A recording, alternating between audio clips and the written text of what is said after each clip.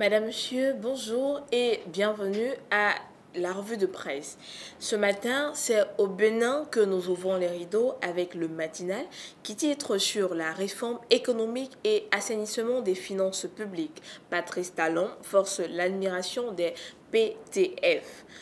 Constitutionnalisation de la chefferie traditionnelle, le Haut Conseil des rois du Bénin reconnaissant titre la nation. Toujours au Bénin, selon le nouveau rapport du cabinet EXX Africa Bénin, un modèle d'amélioration du risque pays en Afrique, informe le matin. La vraie rentrée politique de l'opposition, titre Matin Libre, un des aveux pour Ongpe, Baracon choisit son vrai maître. Sénégal, Human Rights Watch s'indigne face à l'inaction du gouvernement sur le cas des enfants talibés, révèle le quotidien numérique. Au Burkina Faso, l'Express du Faso informe que la base terroriste a été démantelée à Soum. Des armes lourdes, des munitions et des explosifs ont été saisis par les FDS. Faisons un tour en Côte d'Ivoire avec Fraternité Matin qui titre sur métier Boaké, le DG de la Sotra, qui déclare à partir de 2020, nos ateliers produiront 500 minibus par an. Assainissement du cadre de vie à Yopungo, le maire Kone Kafana sort le grand jeu, révèle le jour plus.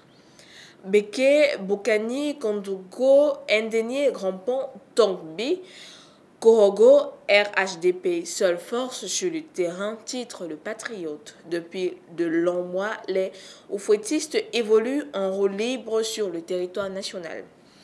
Après un long voyage, nous nous retrouvons cette fois-ci au Cameroun avec le tabloïd L'Action qui titre sur le Parlement, une session extraordinaire convoquée. À la demande du président de la République, les bureaux de l'Assemblée nationale et du Sénat l'ont convoqué pour le vendredi 13 décembre 2019. Toujours dans les mêmes colonnes du journal L'Action, le titre qui barre la une, c'est la municipale 2020, la liste des candidats du RDPC. En attendant les recours devant le Conseil constitutionnel et le tribunal administratif, 358 listes du parti au pouvoir ont été admises à concourir dans les 58 départements que compte le Cameroun. Coopération, l'Union européenne débloque 33 milliards de francs CFA pour la deuxième phase de son appui budgétaire au Cameroun, révèle l'économie. Une signature de convention a eu lieu à cet effet le 16 décembre 2019 à Yaoundé. Ecomatin titre sur Sonara, le management du directeur général contesté. Toujours dans les colonnes du journal Ecomatin, révèle les recettes d'exportation où 3 896 milliards de francs CFA ont été récoltés par la BEAC en 8 mois. Palais de l'Unité, les adieux de l'ambassadeur d'Israël, informe Cameroun Matin. Arrivé en fin de séjour au Cameroun, Ran Giraud a été reçu hier en audience par le président de la République, Paul Biya. Le journal de l'Angola informe que les écoles de Zango accueillent plus de 11 000 nouveaux élèves. Au Nigeria, cette fois-ci, le président Muhammadu Buhari a déclaré hier qu'il ne permettrait pas au candidat de la présidence en 2023 d'utiliser son nom pour s'imposer aux Nigérians, révèle Daily Trust. Le métro de Lagos sera opérationnel en 2021. Sando Olu, la suite du journal, à la page 6, informe de Punch.